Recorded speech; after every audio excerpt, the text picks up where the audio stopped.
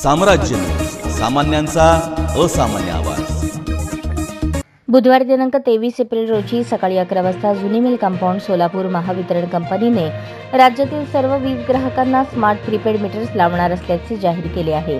हे मीटर्स कंपनीच्या खर्चाने मोफत लावणार अशी फसवी आणि चुकीची जाहिरात केली आहे। या संबंधातील टेंडर मंजूर करण्यात आलेली आहेत आणि लवकरच सर्वत्र मीटर्स लावण्याची मोहीम सुरू होईल असे स्पष्ट दिसून येत आहे। वास्तविक हे मीटर्स मोफत लावले जाणार नाहीत। केंद्र सरकारचे अनुदान वगळता या मीटर्सचा उर्वरित सर्व खर्च वीज दर निश्चिती याचिकेद्वारे आयोगाकडे मागणी केला जाईल आणि आयोगाच्या आदेशानुसार वीज दर वाढीच्या रूपाने 1 एप्रिल 2025 पासून ग्राहकांच्या खिशातूनच वसूल केला जाईल हे निश्चित आहे।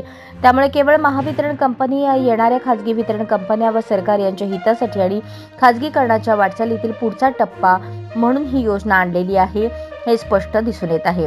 त्यामुळे या स्मार्ट प्रीपेड मीटर्सना संपूर्ण विरोध करण्यासाठी आणि मागण्यांसाठी आंदोलन आयोजित केले आहे।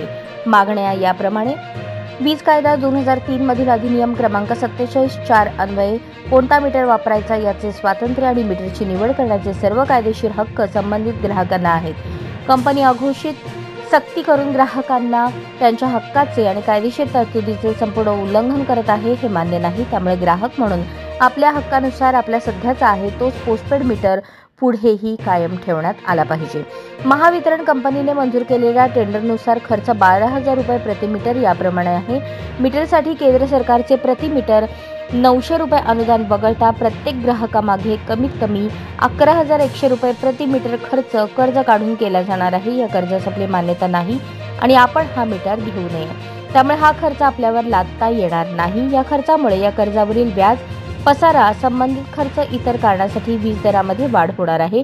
ही वाढ अंदाजे किमान 30 पैसे प्रति युनिट व अधिक होईल। आपण हा मीटर वापरणार नसल्यामुळे या वाढीव दराचा कोणताही बोजा आपल्यावर लावू नये यासाठी आपल्या अंतिम बिलाची प्रत सोबत जोडून अर्ज दाखल करण्यात येणार आहे।